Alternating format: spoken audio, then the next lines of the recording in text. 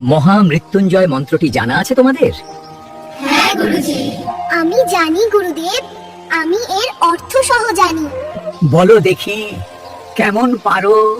ওম ত্রয়ম্বকং যজামহে সুগন্ধিম পুষ্টিবর্ধনম পূর্বারুকমিব বন্ধনান মৃত্যুরমুক্ষিয় মামৃতা।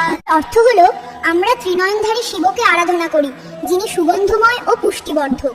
যেমন পাকা শশা গাছের বন্ধন থেকে নিজে থেকে মুক্ত হয়ে যায়, তেমনি আমাদেরও যেন মৃত্যুর বন্ধন থেকে মুক্ত করে অমৃতত্ব অর্থাৎ মোক্ষ দান করেন। এই মন্ত্রের গভীর তাৎপর্য ও গুরুত্ব রয়েছে। এই মন্ত্রকে মৃত্যুকে জয় করার মন্ত্র বলা হয়। রোগ, দুর্ঘটনা, ভয়, অশুভ শক্তি ও অকাল মৃত্যুর আশঙ্কা থেকে রক্ষা করে। এই মন্ত্রটি দীর্ঘায়ু ও সুস্বাস্থ্যের জন্য শ্রেষ্ঠ। নিয়মিত জপ করলে শরীরের রোগ প্রতিরোধ ক্ষমতা বাড়ে, মানসিক শান্তি আসে, দীর্ঘায়ু লাভ হয়, হরমোন ও নার্ভ সিস্টেমে পজিটিভ প্রভাব পড়ে। এই মন্ত্র কর্মফল ও অশুভ গ্রহদোষ নাশক।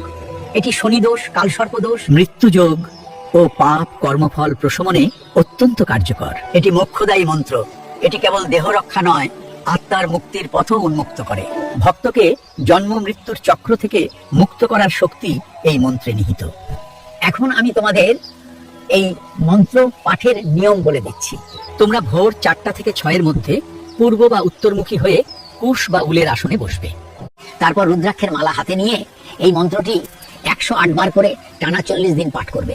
এটি নিয়মিত জপ করলে সাংসারিক ও আধ্যাত্মিক উভয় ক্ষেত্রেই আশ্চর্য উপকার পাওয়া যায়।